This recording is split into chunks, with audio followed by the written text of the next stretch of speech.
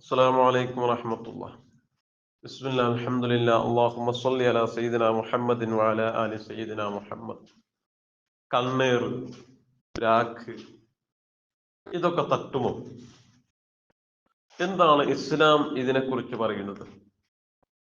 മഹാനായ റസൂലുള്ളാഹി സ്വല്ലല്ലാഹു അലൈഹി വസല്ലമ തങ്ങൾ പറഞ്ഞതായി കാണാം, അൽ ഐനു ഹഖ്കുൻ, കണ്ണേർ സത്യമാണ്, അതുള്ളതാണ്, അത് തട്ടുമെന്ന് മഹാനായ റസൂലുള്ളാഹി സ്വല്ലല്ലാഹു അലൈഹി വസല്ലമ തങ്ങൾ പറഞ്ഞതായി കാണാം.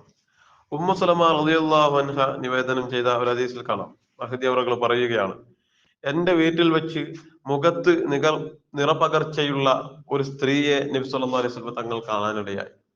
പ്രവാചകൻ സല്ലല്ലാഹു അലൈഹി വസല്ലം തങ്ങൾ ഇങ്ങനെ പറഞ്ഞു, അവൾക്കു നിങ്ങൾ മന്ത്രിക്കുക, കാരണം അവൾക്ക് കണ്ണേറേറ്റിട്ടുണ്ട്.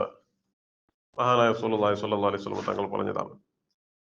തന്നെയുമല്ല, ഇബ്നു അബ്ബാസ് റളിയല്ലാഹു അൻഹു നിവേദനം ചെയ്ത ഹദീസിൽ കാണാൻ, പ്രവാചകർ സല്ലല്ലാഹു അലൈഹി വസല്ലമ തങ്ങൾ പറഞ്ഞു, കണ്ണേറ് ഒരു വസ്തുതയാണ്.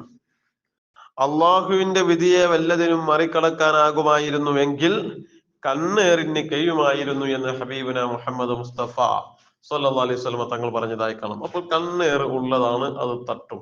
അതിന് മന്ത്രിക്കാനും നബി സല്ലല്ലാഹു അലൈഹി വസല്ലമ തങ്ങൾ നിർദ്ദേശിച്ചിട്ടുണ്ട്.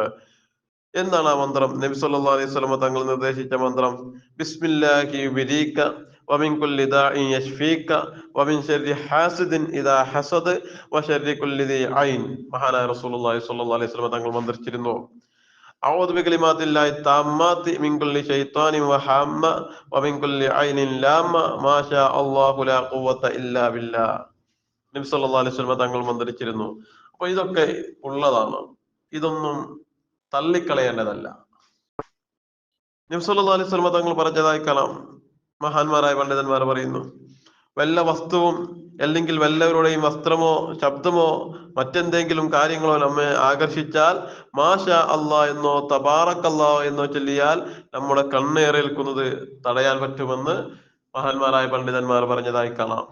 ഇനി മാതാപിതാക്കൾ പോലും സ്വന്തം മക്കളുടെ പ്രവർത്തനങ്ങളിൽ അത്ഭുതം തോന്നി ഇങ്ങനെ പറയാതിരുന്നാൽ സ്വന്തം മക്കൾക്ക് പോലും കണ്ണേർ ബാധിക്കുമെന്ന് മഹാന്മാരായ പണ്ഡിതന്മാർ പറയുകയാണ്.